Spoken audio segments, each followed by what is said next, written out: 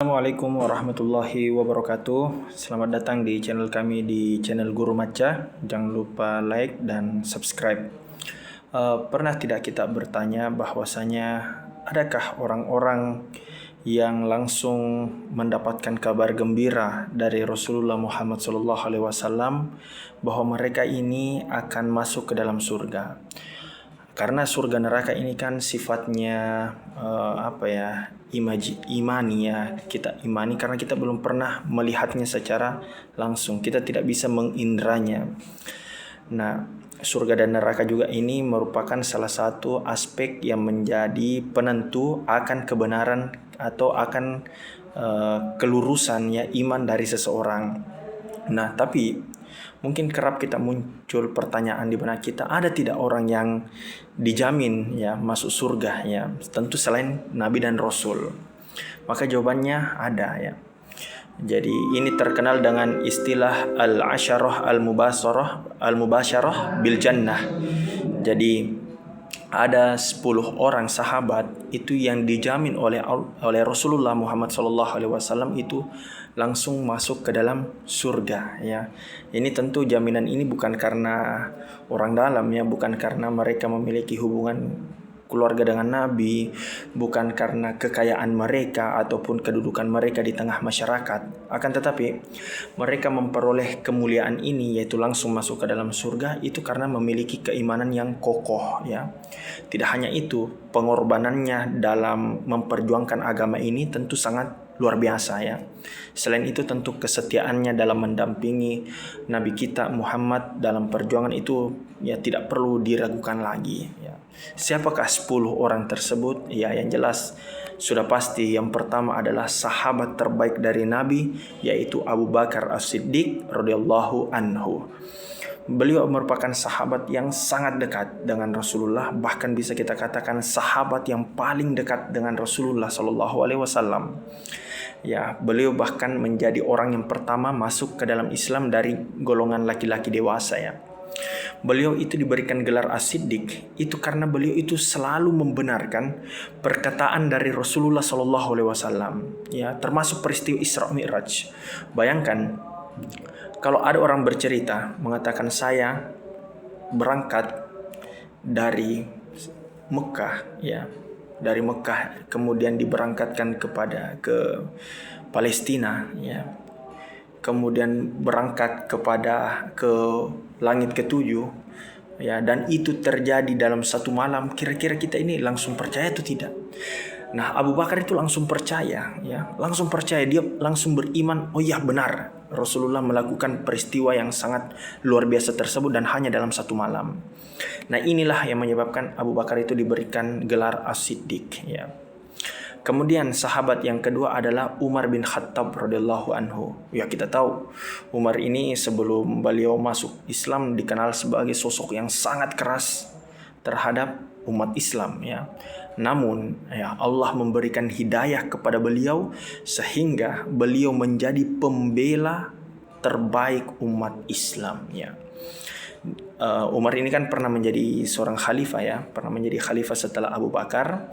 Nah, pada saat beliau menjadi khalifah, wilayah Islam itu berkembang sangat luas, bahkan mencapai Persia, Syam dan juga Mesir ya. Umar bin Khattab ini terkenal dengan sebagai pemimpin yang adil ya, sederhana namun sangat tegas. Bahkan konon katanya itu baju-baju beliau itu saat beliau bepergian itu nampak bekas pintalan ya. Artinya beliau itu hidup dengan sederhana, padahal beliau seorang khalifah ya, luar biasa. Sekarang orang ya, jangankan seorang khalifah atau pemimpin, orang biasa-biasa saja tapi banyak orang rela untuk pinjam ke sana kemari, pinjam online hanya gara apa? Ingin memenuhi gaya hidupnya. Nah, makanya perlu kita belajar tentang kesuhudan dari Umar bin Khattab. Kemudian yang ketiga adalah Utsman bin Affan radhiyallahu anhu. Nah, beliau ini adalah sahabat yang istimewa karena beliau itu sangat terkenal dengan sifat pemalunya sekaligus sifat dermawannya ya. Makanya Rasulullah ini menikahkan dua putri beliau itu secara bergantian ya kepada Utsman.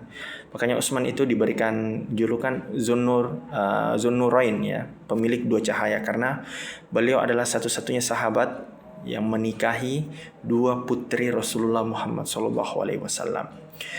Utsman bin Affan ini jasa-jasanya yang termasuk jasa terbesarnya dalam umat Islam kepada umat Islam adalah bagaimana beliau membukukan mushaf Al-Quran ya, menyatukan bacaan Al-Quran. Jadi dulu itu kan Al-Quran ada banyak versinya.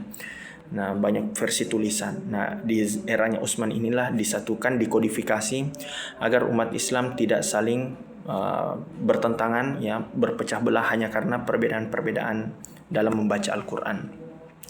Kemudian yang keempat adalah Ali bin Abi Thalib radhiyallahu anhu. Beliau merupakan sepupu Nabi ya, sekaligus bisa dikatakan orang yang anak kecil pertama yang masuk ke dalam Islam, karena beliau memang masuk Islam itu usianya masih sangat muda, masih sangat belia ya.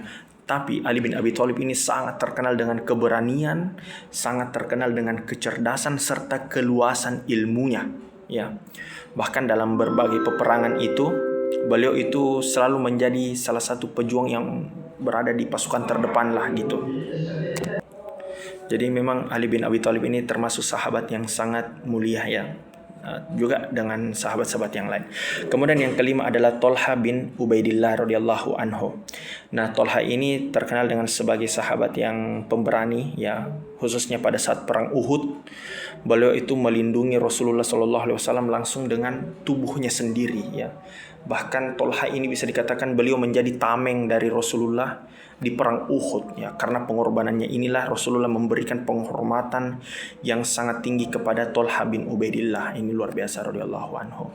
Kemudian yang keenam adalah Zubair bin Awam radhiyallahu anhu. Beliau ini termasuk sahabat yang masuk dalam kategori as-sabiqun al-awwalun, atau orang-orang yang masuk Islam di awal-awal, karena beliau juga termasuk sepupu dari Nabi ya, sepupu dari Nabi, dan beliau memiliki keberanian yang luar biasa dalam peperangan ya.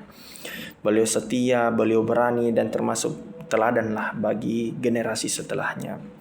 Kemudian yang ketujuh adalah Abdurrahman bin Auf radhiyallahu anhu. Nah, beliau ini menjadi contoh nyata dalam aspek pedagang ya, dalam perniagaan. Beliau ini menjadi pedagang yang sangat bertakwa kepada Allah Subhanahu wa taala. Kenapa? Bayangkan, ketika hijrah dari Mekah ke Madinah, beliau ini hampir datang itu tanpa harta. Padahal di Mekah dia itu jadi orang terkaya, termasuk orang terkaya, tapi dia tinggalkan hartanya demi hijrah bersama Rasulullah, bersama Islam. Bayangkan, beliau hijrah itu tanpa membawa harta, namun karena kerja keras, kejujuran, dan kemampuannya dalam berdagang, beliau kembali menjadi saudagar yang sangat kaya di Madinah ya. Walaupun kaya, beliau itu tidak membuat kekayaannya itu tidak membuat beliau itu cinta dunia ya. Bahkan sebagian besar hartanya, dan sebagian besar sahabat juga melakukan hal demikian, sebagian besar harta dari Abdurrahman bin Auf ini digunakan untuk sedekah, membantu fakir miskin, membiayai pasukan Islam, dan berbagai kepentingan umat Islam lainnya. Ini luar biasa sekali. Kemudian yang kedelapan adalah Sa'ad bin Abi Waqqas radhiyallahu anhu. Salah satu keutamaan atau keistimewaan dari Sa'ad bin Abi Waqqas ini, beliau itu ahli panah ya, ahli panah.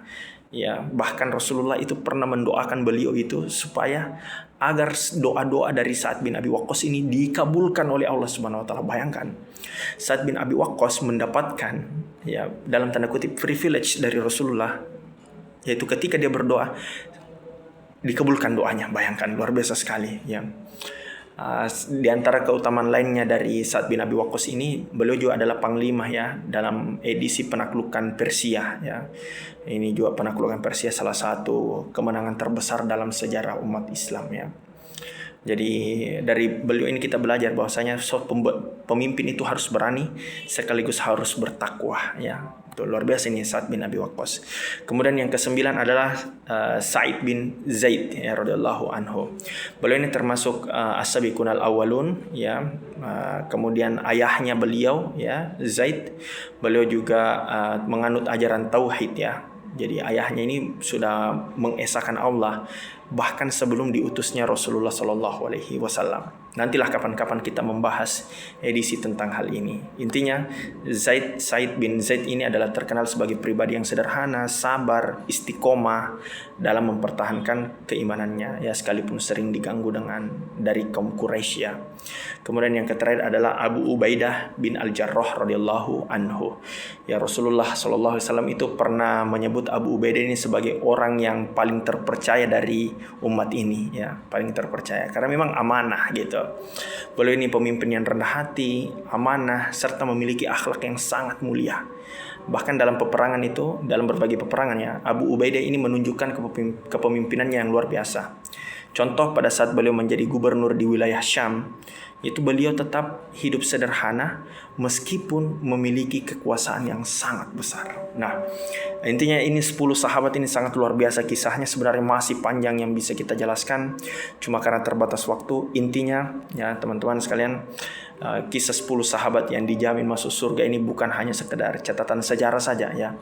Akan tetapi mereka ini betul-betul menjadi teladan hidup bagi kita ya. Yaitu bagaimana iman yang betul-betul mereka wujudkan dalam tindakan nyata. Ya, ada yang berkorban dengan harta, ada yang berkorban dengan tenaga, ada yang mengabdi melalui ilmu, ada yang melalui kepemimpinannya, keberaniannya, ada juga dengan kejujurannya. Intinya, mereka ini mendapatkan posisi yang mulia dalam Islam karena memang mereka mencurahkan seluruh jiwa dan raganya untuk Islam itu 100%, ya, totalitas, tidak pikir-pikir. Ya, pokoknya demi kemaslahatan Islam laksanakan ya. Ini walaupun berasal dari berbagai macam latar belakang ya, ada yang memang berasal dari orang kaya, ada yang tidak ya, tapi mereka disatukan dengan satu tujuan, yaitu mencari ridhonya Allah serta mengikuti Rasulullah SAW dengan sepenuh hati. Ya, semoga kisah mereka ini bisa menjadi teladan bagi kita, sehingga kita juga bisa mengikuti jejak mereka dalam berjuang di jalan Allah Subhanahu wa taala ini. Sekian dari kami. Assalamualaikum warahmatullahi wabarakatuh.